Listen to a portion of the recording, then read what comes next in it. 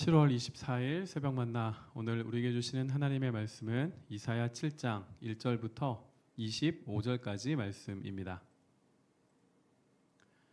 제가 봉독하겠습니다.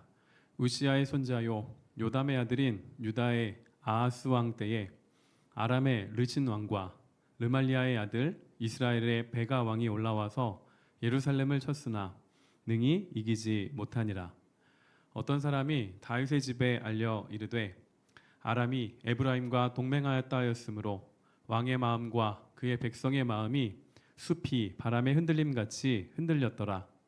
그때에 여호와께서 이사야에게 이르시되 너와 내 아들 스알 야숲은 윗못 수도 끝 세탁자의 밭 큰 길에 나가서 아하스를 만나 그에게 이르기를 너는 삼가며 조용하라. 르신과 아람과 르말리아의 아들이 심히 노할지라도 이들은 연기나는 두 부짓갱이 그루터기에 불과하니 두려워하지 말며 낙심하지 말라. 아람과 에브라임과 르말리아의 아들이 악한 꾀로 너를 대적하여 이르기를 우리가 올라가 유다를 쳐서 그것을 쓰러뜨리고 우리를 위하여 그것을 무너뜨리고 다보엘의 아들을 그 중에 세워 왕으로 삼자 하였으나 주 여호와의 말씀이 그 일은 서지 못하며 이루어지지 못하리라. 대저 아람의 머리는 다메섹이요 다메섹의 머리는 르신이며 65년 내에 에브라임이 패망하여 다시는 나라를 이루지 못할 것이며 에브라임의 머리는 사마리아요 사마리아의 머리는 르말리아의 아들이니라. 만일 너희가 굳게 믿지 아니하면 너희는 굳게 서지 못하리라 하시니라. 여호와께서 또 아하스에게 말씀하여 이르시되 너는 내 하나님 여호와께 한 징조를 구하되 깊은 데에서든지 높은 데에서든지 구하라 하시니 아하스가 이르되 나는 구하지 아니하겠나이다. 나는 여호와를 시험하지 아니하겠나이다 한지라.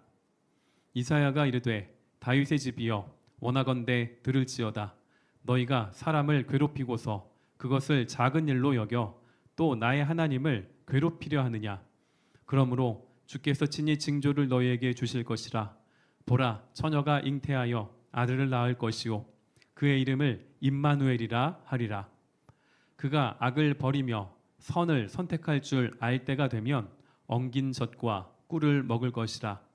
대저 이 아이가 악을 버리며 선을 택할 줄 알기 전에 내가 미워하는 두 왕의 땅이 황폐하게 되리라. 여호와께서 에브라임이 유다를 떠날 때부터 당하여 보지 못한 날을 너와 내 백성과 내 아버지 집에 임하게 하시리니 곧 아수르 왕이 오는 날이니라.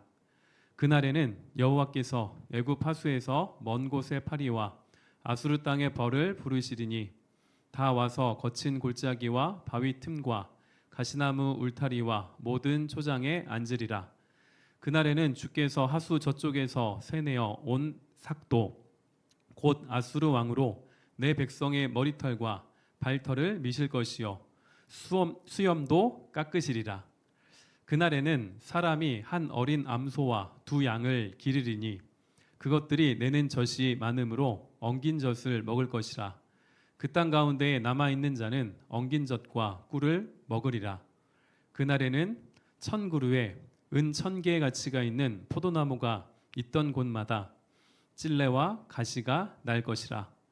온 땅에 찔레와 가시가 있으므로 화살과 활을 가지고 그리로 갈 것이요 보습으로 갈던 모든 산에도 찔레와 가시 때문에 두려워서 그리로 가지 못할 것이요 그 땅은 소를 풀어 놓으며 양이 밟는 곳이 되리라.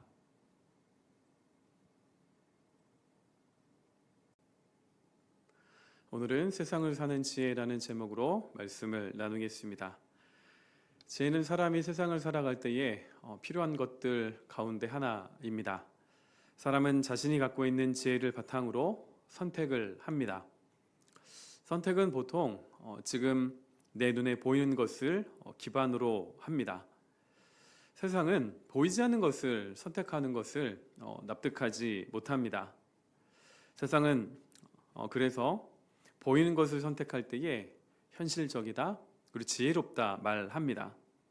반면에 보이지 않는 하나님을 선택하는 것에 대하여는 무모하다 또는 어리석다 말합니다. 이런 환경 속에서 우리도 보이는 세상과 보이지 않는 하나님 사이에서 날마다 선택을 해야만 합니다. 이런 우리에게 본문은 세상을 사는 지혜가 무엇인지를 말씀합니다. 본문에 나오는 아하스라는 인물은 무엇을 선택해야 할까 이 문제로 심히 고민했던 사람입니다. 지금도 세계의 정세는 급변하고 있습니다. 아하스가 살던 시대에도 주변의 나라들이 흥망성쇠를 거듭하고 있었습니다. 강대국이 힘이 약해지고 또 힘이 약했던 나라가 점점 부강해지는 그런 상황 속에서 유다의 왕이었던 아하스는 누구 편에 서야 할 것인가 이 문제로 갈등을 겪고 있었습니다. 당시 아수르가 강한 힘을 갖고 있었지만 그 국력이 점점 쇠퇴하고 있었습니다. 아수르의 압제 아래 있었던 북이스라엘과 시리아는 호시탐탐 아수르의 소나귀에서 벗어날 기회를 엿보고 있었습니다. 마침 아수르의 국력이 예전같이 않음을 알고 북이스라엘과 시리아 그리고 남유다 이 세 나라가 연합하여 아수르에 대항하기로 계획을 세웁니다. 북이스라엘과 시리아는 이미 손을 잡았고 남유다에게도 어느 편에 설 것인지를 결정하라 전달을 합니다. 이 제안을 들은 아하스와 조정의 신하들은 두 갈래로 나뉩니다. 그래서 어느 선택을 할지 이 시간을 허비하자 북이스라엘과 시리아가 연합하여 자신들과의 동맹을 거부하고 있는 남유다의 왕 아하스를 처리하려고 BC 735년에 쳐들어왔습니다. 이것이 본문에 나와 있는 내용의 배경입니다. 이런 상황 중에 아하스와 남유다의 모습이 2절에 나옵니다. 왕의 마음과 그의 백성의 마음이 숲의 바람의 흔들림같이 흔들렸더라. 자, 풍전등화와 같은 상황 속에서 아하스와 남유다 사람들의 모습이 어떨지 충분히 상상이 가는 모습입니다. 이런 상황 아래 하나님은 이사야를 부르셔서 이사야의 아들과 함께 아하스를 찾아가라 말씀을 하십니다. 왜 아들과 함께 가라고 말씀을 하셨을까요? 이사야의 아들의 이름이 스알야숲입니다. 이름의 뜻은 남은 자가 돌아오리라입니다. 이 이름이 갖고 있는 이 뜻은 아하스가 구원과 심판의 기로에서 선택해야 한다라는 것을 담고 있습니다. 아들과 함께 아하스를 만난 이사야는 먼저 말씀을 전합니다. 북이스라엘과 시리아는 연기나는 두 부직갱이 그루터기에 불과하니 두려워하지 말고 낙심하지 말아라입니다. 아하스에게 이렇게 말씀하신 근거가 1절과 7절에 나옵니다. 1절에 보시면 능히 이기지 못하리라. 7절에서 주 여호와의 말씀이 그 일은 서지 못하며 이루어지지 못하리라. 당장 아하스의 눈에 보이는 것은 북이스라엘과 시리아의 연합군이지만 보이지 않는 하나님께서 남유다를 지키고 계셨습니다. 그래서 두려워하지 말라, 낙심하지 말라 말씀하신 것입니다. 8절과 9절에 가서 보시면 머리라는 단어가 계속 반복됩니다. 히브리어로 머리라는 말에 그 글자를 거꾸로 읽으면 남은 자입니다. 이사야의 아들 스알야숲의 뜻이 남은 자가 돌아오리라 였는데 이 스알야숲의 이름이 갖고 있는 이 의미가 부정적인 의미로 남유다와 또는 북이스라엘에게 적용이 될 것을 본문은 우리에게 말을 하고 있습니다.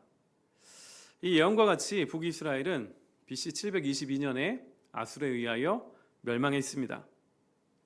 자, 이제 남유다는 어떠한 선택을 해야 했을까요? 하나님을 선택할 것인가? 아수르를 의지할 것인가? 이것이 이사야의 핵심 주제 가운데 하나입니다. 그리고 또한 모든 시대를 살아가는 사람들에게 하나님께서 묻고 계시는 질문이기도 합니다. 이어서 이사야는 아하스에게 두 번째 말을 전하는데 이번에는 하나님께 징조를 구하라 말합니다. 그런데 이 말을 들은 아하스는 12절에서 나는 징조를 구하지 않습니다. 나는 여호와를 시험하지 않겠습니다 라고 말을 합니다. 자, 12절만 잘라서 보면 엄청 겸손해 보이지 않으십니까? 그런데 이것은 겸손이 아닌 불신입니다. 13절에서 이사야는 여호와 하나님을 괴롭히려 하느냐라고 책망을 합니다. 하나님께 징조를 구하라 라는 이 말은 하나님께서 보이실 징조를 보라라는 뜻입니다. 그런데 아하스가 이것을 거부했기 때문에 아하스는 그 징조를 보지 못하고 이사야가 전한 말로 듣습니다. 그 징조가 보라, 처녀가 잉태하여 아들을 낳을 것이요 그의 이름을 임마누엘이라 하리라 입니다. 우리에게 너무나 친숙한 말씀이고 우리에게 위로가 되고 소망이 되는 말씀입니다. 하지만 본문에서 임마누엘은 남유다가 황폐케 되는 심판의 징조입니다. 이 처녀가 누구인지는 모릅니다. 성경이 정확히 설명하고 있지 않기 때문입니다. 하지만 이사야와 아하스는 이 처녀가 누구인지를 알았습니다. 아하스는 그 처녀가 낳은 아이가 자라서 엉긴 젖과 꿀, 버터와 꿀을 먹을 때까지 악을 버리고 하나님을 선택하고 하나님을 의지해야만 했습니다. 안타깝게도 아하스는 눈에 보이지 않는 하나님이 아닌 눈에 보이는 강대국인 아수르를 선택을 합니다. 그 결과가 18절 이하에 나오는 심판입니다. 그럼 아하스가 왜 이랬을까요? 역대하에 보시면 아하스에 대한 평가가 나옵니다. 역대하 28장 1절부터 4절입니다. 아하스가 왕위에 오를 때에 나이가 20세라 예루살렘에서 16년 동안 다스렸으나 그의 조상 다윗과 같지 아니하여 여호와 보시기에 정직하게 행하지 아니하고 이스라엘 왕들의 길로 행하여 바알들의 우상을 부어 만들고 또 흰놈의 아들 골짜기에서 분향하고 여호와께서 이스라엘 자손 앞에서 쫓아내신 이방 사람들의 가증한 일을 본받아 그의 자녀들을 불사르고 또 산당과 작은 산 위와 모든 푸른 나무 아래에서 제사를 드리며 분향하니라. 이 말씀을 기반으로 볼 때 아하스라는 인물에게 있어서 이와 같은 위기 상황 속에 자신의 선택지에 하나님이 없었던 사람입니다. 자, 그렇다면 지금 내 인생의 선택지에 하나님은 계십니까? 만약 하나님이 계시다면 하나님이 여러분이 선택해야 할 그 많은 것들 가운데에 몇 번째 순위에 있으십니까? 하나님이 가족보다도 아니면 반려견이나 반려묘보다도 아래에 있지는 않으십니까? 우리가 기억해야 할 것은 본문 9절입니다. 너희가 굳게 믿지 아니하면 너희는 굳게 서지 못하리라 하시니라. 오늘 묵상 본문을 바탕으로 볼 때에 믿음의 반대말은 두려움입니다. 하나님은 세상을 사는 지혜가 눈에 보이는 것을 의지하는 세상에서의 현명함이 아니라고 말씀을 하십니다. 눈에 보이지 않지만 실제로 남유다를 지키시고 보호하고 계셨던 그 하나님을 의지하는 믿음에 있다. 오늘 우리에게 말씀하고 계십니다. 오늘 하루 어떤 상황 속에서도 하나님을 의지하시고 또한 하나님을 선택해야만 하는 그런 삶의 영역은 어디일까요? 가정이 될 수도 있고 사업장이나 직장이 될 수도 있으며 아니면 이웃과의 관계들, 다른 사람들과의 만남 등 많은 상황들이 여러분에게 놓여 있을 것입니다. 두려워하지 말며 낙심하지 말라 말씀하신 하나님은 지금도 살아계셔서 우리의 삶의 모든 것들을 지키시고 인도하고 계십니다. 비록 눈에 보이지 않지만 그 보이지 않는 하나님을 우리가 믿음으로 그분과 동행할 수 있으며 하나님께서 우리에게 주신 그 말씀에 우리가 삶으로 반응함으로 그 하나님과 함께 이 시간을 오늘 하루를 보낼 수 있을 것입니다. 그 하나님을 기억하시고 그 하나님을 찬양하는 복된 하루가 되시기를 주님의 이름으로 축원드립니다. 기도하겠습니다. 하나님, 오늘도 하나님의 은혜로 하루를 시작합니다. 이 하루가 오늘 우리에게 주시는 이 말씀을 기억하는 하루가 될 수 있기를 원합니다. 눈에 보이지 않는 그 하나님을 우리가 믿음으로 신뢰하게 하시고, 날마다 우리가 수많은 선택을 해야 하는 상황 속에 놓여 있지만 그 속에서 언제나 하나님이 나의 하나님이시며 그 하나님이 지금도 나를 위하여 일하고 계시다는 것을 잊지 않게 하여 주시기를 원합니다.